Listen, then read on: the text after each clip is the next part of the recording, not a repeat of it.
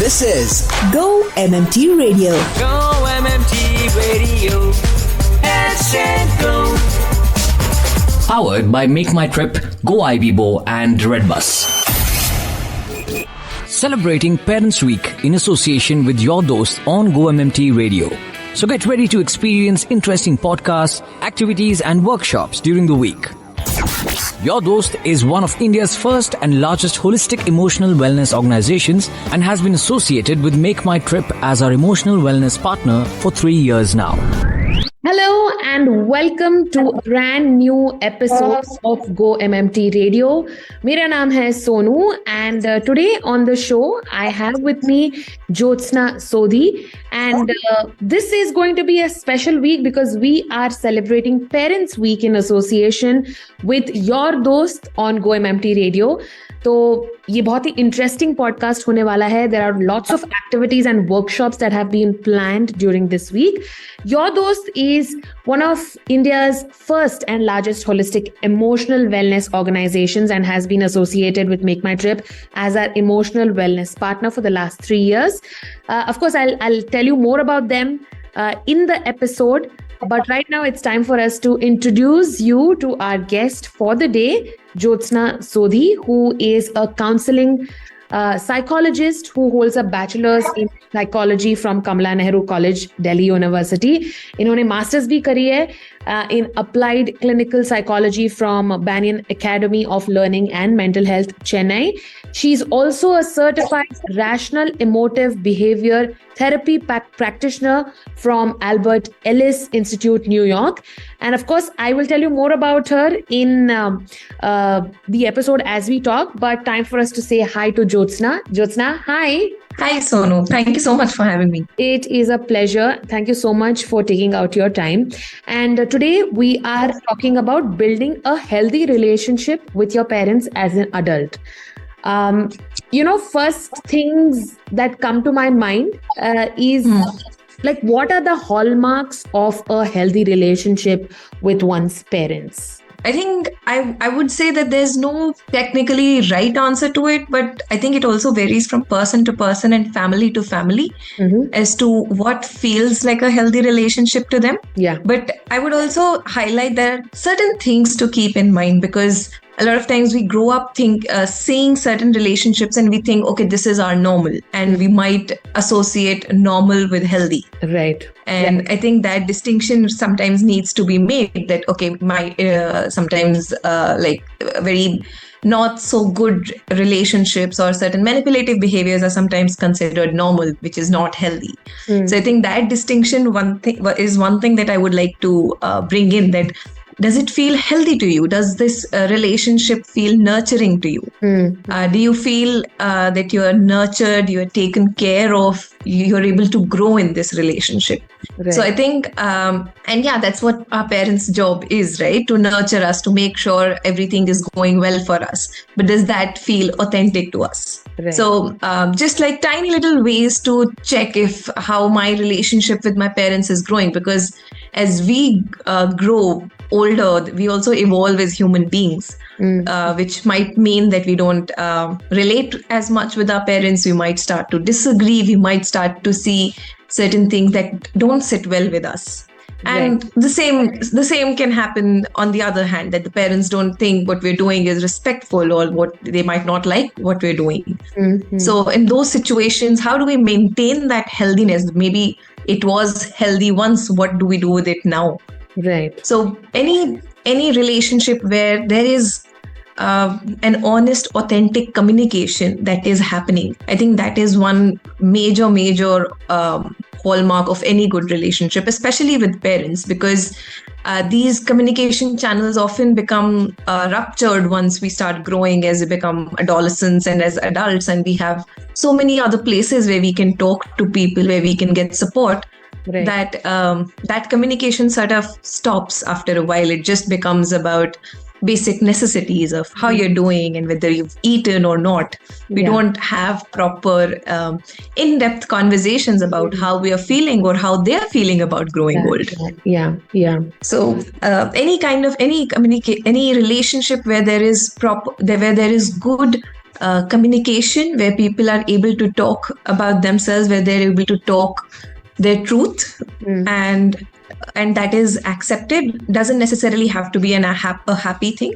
So it's not only a relationship where you're always agreeing to one another, Right. but are you also able to disagree in each other's presence? Yes, and be comfortable with it. I think that's also very, very important. Jyotsna, I think from generation to generation, from household to household, this differs. But what makes it difficult to communicate openly with parents? I think communication doesn't just start in a day. It's like a bridge that has to be built, and it takes time and years to build that kind of bridge which like it's like a bridge which has been constructed and you can access it at any time. Doesn't mean that you're constantly talking, but but whenever you want to, you can go to that place. Right. So I think it starts from a very early age. How much could you communicate as a child? How much could you, and whenever you did, how was that taken? And a lot of times, I think. At least this is what I see, that a lot of times there's this one emotion that often interferes in any kind of communication, that is fear. Whether that's a fear of judgment, fear of being rejected, or any kind of, or just like fear of just like know what you're saying is wrong, of being wrong. So I think once that emotion is something that's sort of taken care of, where okay, you can be wrong, or you can do something wrong and come to me. Or when that emotion, I think, is taken care of, and even if you've done something wrong, you shouldn't think that, oh my God, what would happen if my parents find out? But I should tell my parents the first thing. Right. So I think when that shift is sort of made, I think that is something that signifies a good communication channel. That means I can go and feel safe talking to this person. So when that fear is replaced with safety. Yeah. And doesn't necessarily mean that my parent will, protect me and they will just say, it's okay, you did nothing wrong. It also means my parents will call me out if I'm doing something wrong. Right. But I should still be able to go and talk to them. Yeah. Now, every time we're discussing about our parents, there's always this word that comes, which is generation gap, So what can we do as adults, as adult children? What can adult children and parents do to understand that better? All right. Okay. So I think this is a term that I've also grown up with, and it would sort of become our go-to to blame anything on. Because that's because of generation gap. But Right. I think with time, I've become more and more cognizant that yes, it will exist. It does exist. And it doesn't necessarily have to just exist between parents and children, but even sometimes you have that with your siblings as well, or even with your friends for that matter. Yeah. So it is something that definitely exists. And it is not something that needs to be completely resolved, or it doesn't have to be taken away, because it's part of growing up. It's part of being born in a certain year and then being born in a technologically different year. So that it exists. But I think what is important is to identify and talk about it. That, okay, this is how I see it, or this is how my generation sees it, whereas this is how another generation sees it. Now, we might not have to agree with it, but accepting it. So a lot of times when we talk about accepting, we automatically think that we have to be happy about it, or that it's perfectly all right to have generation gap, or it is something that's okay. It doesn't have to be okay. There can be disagreements, or there can be different ways of looking at the same thing.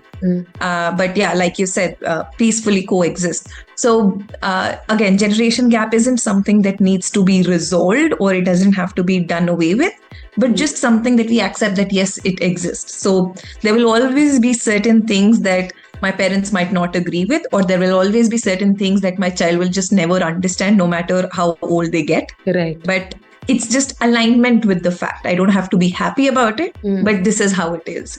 Again, it doesn't have to be a very sad or a bad thing or a happy thing. It's just how it is. So, Jyotsna, I mean, of course, we spoke a lot about things that we can do, and finally, it all boils down to acceptance.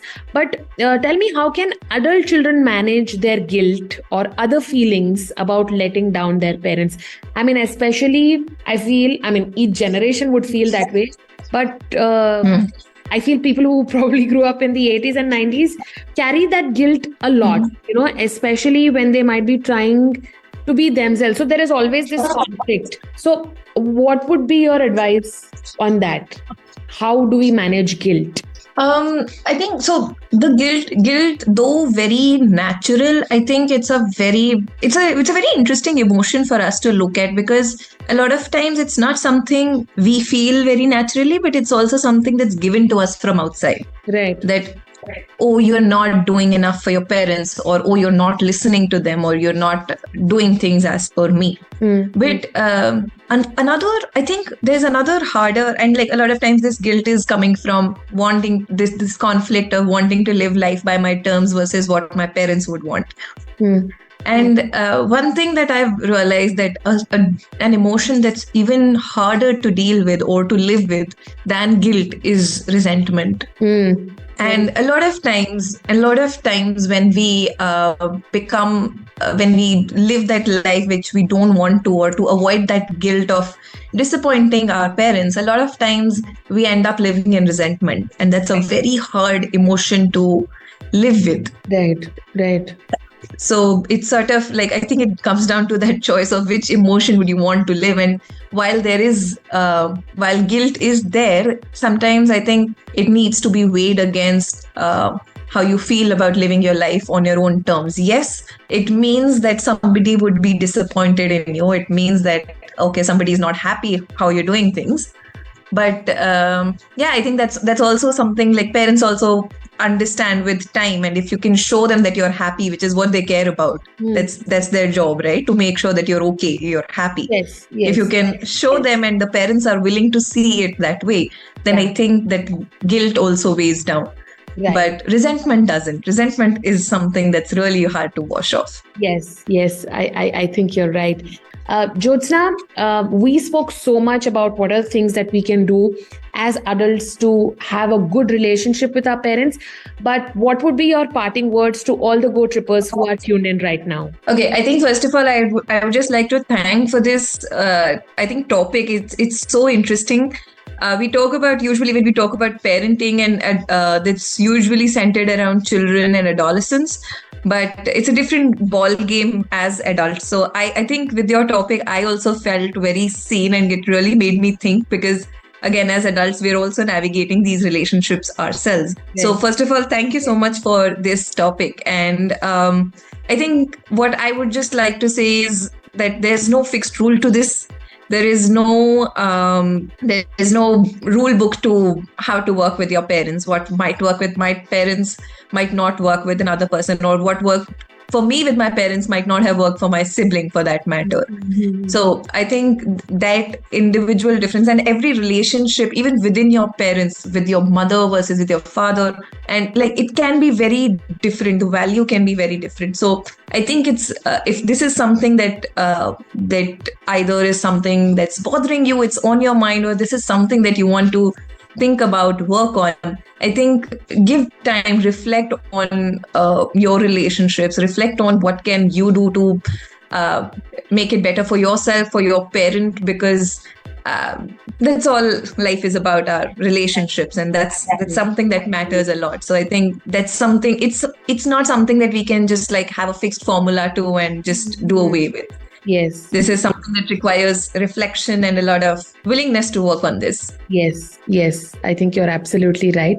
And thank you so much for your time. It has been a pleasure talking to you. And I hope we get more opportunities to talk about various other things, because I'm sure the discussion cannot end here, because there are a lot of other things that I think one needs to address. And I'm looking forward to talk to you once again, Jyotsna. Thank you so much for your time. Definitely. Thank you so much. I had a lovely time.